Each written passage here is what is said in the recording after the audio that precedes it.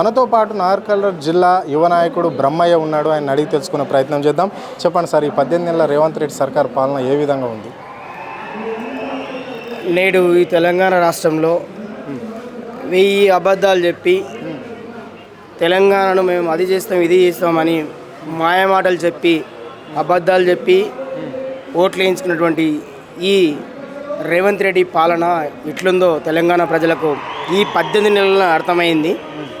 ఎందుకంటే ఆనాడు 14 సంవత్సరాలు పోరాటం చేసి తెలంగాణ సాధించినటువంటి కల్వకుంట్ల చంద్రశేఖరరావు గారు నిధులు నియామకాలు ప్రతిదీ చేసి ఈ తెలంగాణ రాష్ట్రాన్ని శశశామలం చేస్తే నేడు ఎవరికి ఎలాంటి సంబంధం లేని ఈ కాంగ్రెస్ పార్టీ దొంగలు అందరూ వచ్చి అన్నీ బాగు చేసినటువంటి తెలంగాణలో విద్యా వ్యవస్థను కానీ, తర్వాత మహిళల కోసం కానీ, విద్యార్థినుల కోసం కానీ, విద్యార్థుల కోసం కానీ, ఇంకా ఉన్నటువంటి పేదల కోసం కానీ, బడుగు బలహీన వర్గాలు ఉన్నటువంటి పేదల కోసం కానీ ఏం చేసింది ఏం లేదు. ఫింక్షన్ అన్నాడు లేదు, మహిళల కోసము వాళ్ళకు కూడా ఫింక్షన్ ఇస్తా అని చెప్పి వాళ్ళకు లేదు, విద్యార్థులకు నిరుద్యోగులకు కూడా నిరుద్యోగ భృతి ఇస్తా అని చెప్పి అది లేదు. ఇంకా దారుణంగా చూస్తే ఆనాడు కోట్ల రూపాయలు పెట్టి కేసీఆర్ గారు ప్రాజెక్టులు కట్టి ఈ తెలంగాణకు శశశామలంగా నీరుని అందించి పంటలు పండించిండ్రు. నేడు అక్కడ కట్టినటువంటి కేసీఆర్ గారు కట్టినటువంటి ప్రాజెక్టులలో కనీసం చుక్క నీరు కూడా లేదు. అంటే ఇప్పుడు కాళేశ్వరం ప్రాజెక్టు పట్ల మాజీ ముఖ్యమంత్రి కేసీఆర్కు రాష్ట్ర సర్కారు నోటీసులు పంపించడం అనేది జరిగింది. విచారణకు హాజరు కావాలి. అక్కడ ఈ ప్రాజెక్టు బీఆర్ఎస్ పార్టీ ఆయాంలో కట్టిన ప్రాజెక్టు, ఆ ప్రభుత్వం ఉన్నప్పుడే ఈ ప్రాజెక్టు కూలిపోయింది అని చెప్పేసి కూడా ఆ కాంగ్రెస్ నాయకులు ప్రచారం చేస్తున్నారు. ఇది ఎంతవరకు కరెక్ట్? దీన్ని ఎట్లా చూస్తారు మీరు? ఇది చాలా అబద్ధం, ఇది శుద్ధ అబద్ధము. ఎందుకంటే వాళ్ళ చాతగంతనం వల్ల కేసీఆర్ గారి నామకాలు ఎక్కడెక్కడైతే ఈ తెలంగాణలో వెలిగిపోతున్నాయని చెప్పి ఒక కుట్ర పన్ని కేసీఆర్ గారి నోటీసులు ఇచ్చినామని చెప్పినారు. తప్పది. తెలంగాణ రాష్ట్రంలో కాళేశ్వరం అనేది ప్రపంచవ్యాప్తంగా పెద్ద అత్యధికమైనటువంటి దేశాలే మంచి ప్రాజెక్ట్ అని చెప్పిపోయినారు. అంతెందుకు మొన్నటికి మొన్న మీరు ప్రపంచ పోటీలు అని చెప్పి ప్రపంచ సుందరులను తీసుకొచ్చారు ఈ తెలంగాణ రాష్ట్రానికి.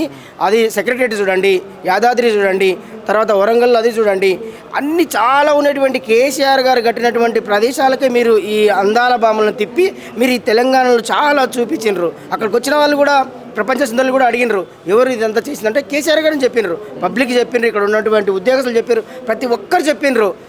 తెలంగాణ రాష్ట్రంలో కాళేశ్వరం ప్రాజెక్టు చాలా నెంబర్ 1 మోస్ట్ ఇంపార్టెంట్ ప్రాజెక్టు ఈ తెలంగాణ రాష్ట్రం. ప్రాజెక్ట్ అనేది ఓన్లీ కమిషన్ల గురించి కట్టిన ప్రాజెక్టే. ఇది ఓన్లీ కల్వకుంట్ల కుటుంబం వల్ల ఆదాయం పెంచుకోవడానికే ఈ ప్రాజెక్టు నిర్మించింది. సో దీనికి ప్రజలకు ఎలాంటి సంబంధం లేదు, ఎలాంటి ప్రజలు దీనివల్ల లబ్ధి పొందుతలేరు.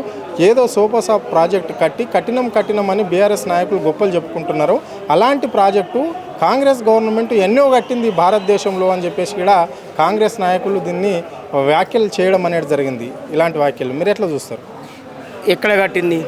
కాంగ్రెస్ ప్రభుత్వం కట్టింది అంటారు. ఆనాడు శ్రీశైలం ప్రాజెక్టు ఒకటి కట్టింది, తర్వాత నాగార్జున సాగర్ ఒకటి కట్టింది, ఇంకా మిగతా ఎక్కడ కట్టింది?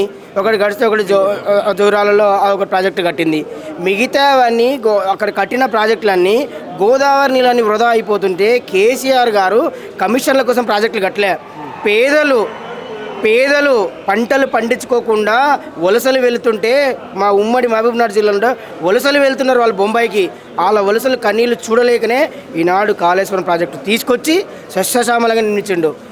అంతెందుకు మా ఉమ్మడి జిల్లాలోనే పాలమూరు రంగారాజు ప్రాజెక్టు అన్న పెద్ద ప్రాజెక్టు కట్టి నిర్మించి పంటలు పండిస్తున్నారు. ఎక్కడ కూడా నీళ్లు లేవు అనే రూపంగా చేయకుండా ప్రతి గుంటల ప్రతి చెరువులో నీటిని నింపిన వ్యక్తి కేసీఆర్ గారు.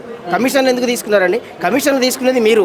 ఇప్పుడు ఈరోజు కమిషన్లు మాట్లాడుతున్నది స్వయాన మీ మంత్రి గారు సురేఖ గారు మేము కమిషన్లు తీసుకుంటున్నామని ఆమెనే మాట్లాడుతుంది.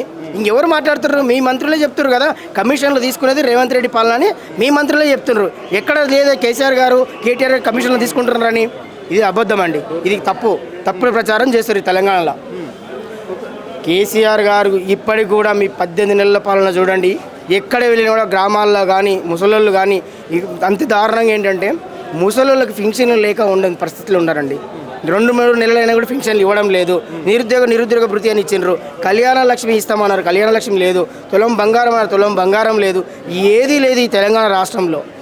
మరి పదే ఇక్కడ రాష్ట్ర ముఖ్యమంత్రి రేవంత్ రెడ్డి కల్వకుంట్ల కుటుంబాన్ని టార్గెట్ చేసి మాట్లాడవలసిన అవసరం ఏమొస్తుంది రాష్ట్రంలో?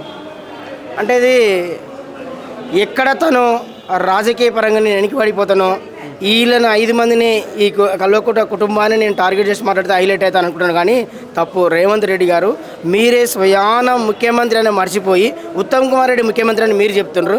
మీ మంత్రులే మీ పేరు చెప్పలేని పరిస్థితుల్లో వీళ్ళు ఉండరు.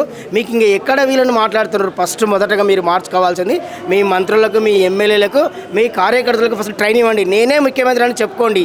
ఎందుకంటే ఇప్పటికి కూడా తెలంగాణ రాష్ట్రంలో కేసీఆర్ ముఖ్యమంత్రి అని మీ వాళ్ళు చెప్తారు. దయచేసి అది మర్చిపోండి మీరు, అది తప్పది. ఇది పరిస్థితి. 6 గ్యారంటీలను పక్కకు పెట్టి కావాలని బీఆర్ఎస్ నాయకులను టార్గెట్ చేసి ఆయన ఇట్లా తప్పుతో పట్టిస్తున్నాడు ఇక్కడ ప్రజలను అని చెప్పేసి ఇక్కడ బ్రహ్మం స్పష్టంగా చెప్పడం అనేది జరిగింది. కాంగ్రెస్ పార్టీ వాళ్ళే కేసీఆర్ ముఖ్యమంత్రి అనే విషయాన్ని గుర్తు చేస్తున్నారు తప్ప రేవంత్ రెడ్డి ముఖ్యమంత్రి అని ఇక్కడ ఈ రాష్ట్ర ప్రజలు కూడా ఎవరు అనడం లేదు అని చెప్పేసి ఆయన స్పష్టంగా చెప్పడం అనేది జరిగింది. కెమెరా పర్సన్ రఘుతో అరుణ్, ఆద్య టీవీ, హైదరాబాద్.